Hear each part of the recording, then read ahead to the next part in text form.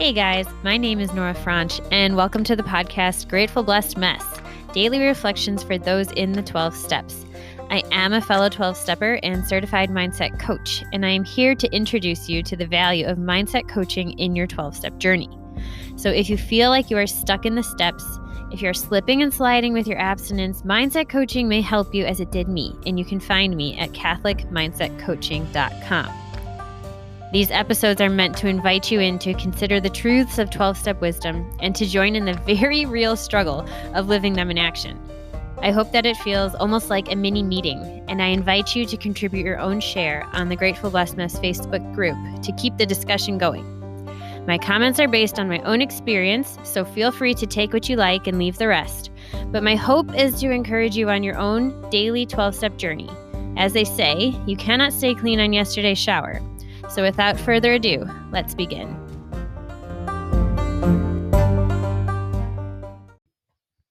Hey guys, we're going to do something a little bit different today.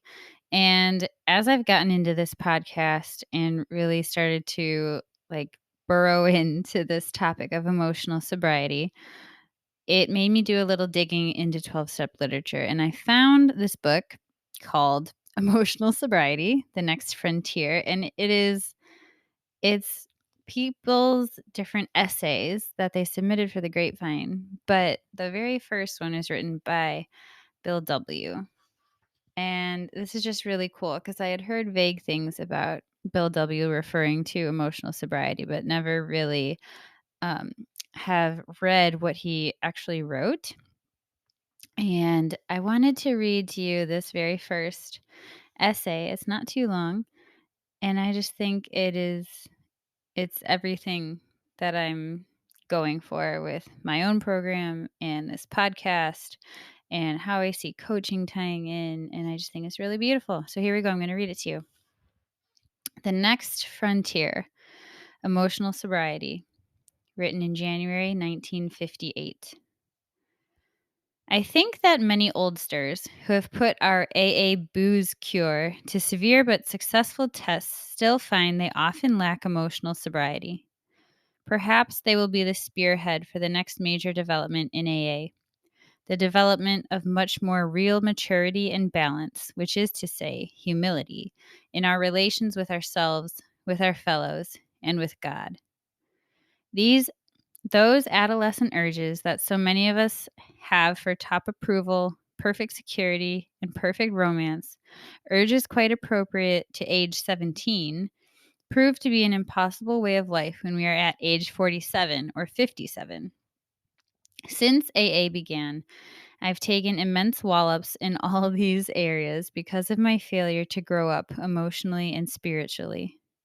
My God, how painful it is to keep demanding the impossible, and how very painful to discover finally that all along we have had the cart before the horse. Then comes the final agony of seeing how awfully wrong we have been, but still finding ourselves unable to get off the emotional merry-go-round. How to translate a right mental conviction into a right emotional result, and so into easy, happy, and good living? Well, that's not only the neurotic's problem, it's the problem of life itself for all of us who have got to the point of real willingness to hew to right principles in all our affairs. Even then, as we hew away, peace and joy may still elude us. That's the place so many of us AA oldsters have come to, and it's a hell of a spot, literally. How shall our unconscious, from which so many of our fears, compulsions, and phony aspirations still stream, be brought into line with what we actually believe, know, and want? How to convince our dumb, raging, and hidden Mr. Hyde becomes our main task. I've recently come to believe that this can be achieved. I believe so because I begin to see many benighted ones, folks like you and me, commencing to get results. Last autumn, depression, having no really rational cause, almost took me to the cleaners. I began to be scared that I was in for another long chronic spell. Considering the grief I've had with depression, it wasn't a bright prospect. I kept asking myself, why can't the 12 steps work to release depression? By the hour, I stared at the St. Francis prayer. It's better to comfort than to be comforted. Here was the formula, all right, but why didn't it work? Suddenly I realized what the matter was. My basic flaw had always been dependence, almost absolute dependence, on people or circumstances to supply me with prestige, security, and the like. Failing to get these things according to my perfectionist dreams and specifications, I had fought for them, and when defeat came, so did my depression. There wasn't a chance of making the outgoing love of St. Francis a workable and joyous way of life until these fatal and almost absolute dependencies were cut away. Because I had over the years undergone a little spiritual development, the absolute quality of these frightful dependencies had never before been so starkly revealed. Reinforced by what grace I could secure in prayer, I found I had to exert every ounce of will and action to cut these faulty emotional dependencies upon people, upon AA, indeed upon any set of circumstances whatsoever. Then only could I be free to love as Francis had. Emotional and instinctual satisfactions I saw were really the extra dividends of having love, offering love, and expressing a love appropriate to each relation of life. Plainly, I could not avail myself of God's love until I was able to offer it back to Him by loving others as He would have me. And I couldn't possibly do that so long as I was victimized by false dependencies. For my dependency meant demand, a demand for the possession and control of the people and the conditions surrounding me. While these words, absolute dependency, may look like a gimmick, they were the ones that helped to trigger my release into my present degree of stability and quietness of mind, qualities which I am now trying to consolidate by offering love to others regardless of the return to me. This seems to be the primary healing circuit, an outgoing love of God's creation and His people, by means of which we avail ourselves of His love for us. It is most clear that the real current can't flow until our paralyzing dependencies are broken, and broken at depth. Only then can we possibly have a glimmer of what adult love really is. Spiritual calculus, you say? Not a bit of it. Watch any AA of 6 months working with a new 12-step case.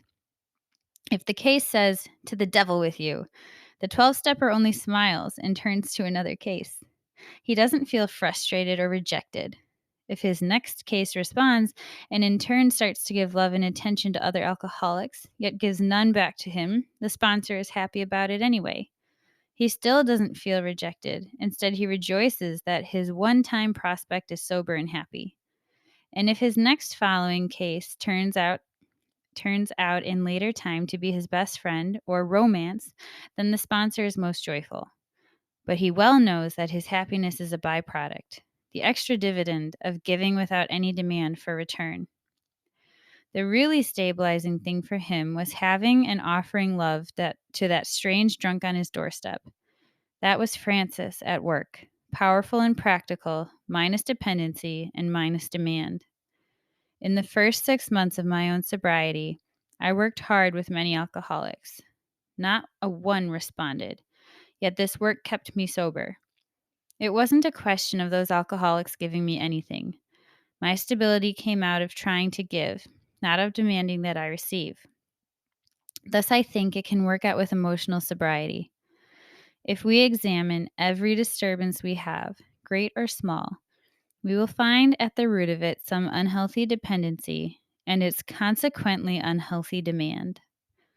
Let us, with God's help, continually surrender these hobbling demands. Then we can be set free to live in love. We may then be able to 12-step ourselves and others into emotional sobriety. Of course, I haven't offered you a really new idea, only a gimmick that has started to unhook several of my own hexes at depth. Nowadays, my brain no longer races compulsively in either elation, grandiosity, or depression. I have been given a quiet place in bright sunshine. Bill W. With that, I pass.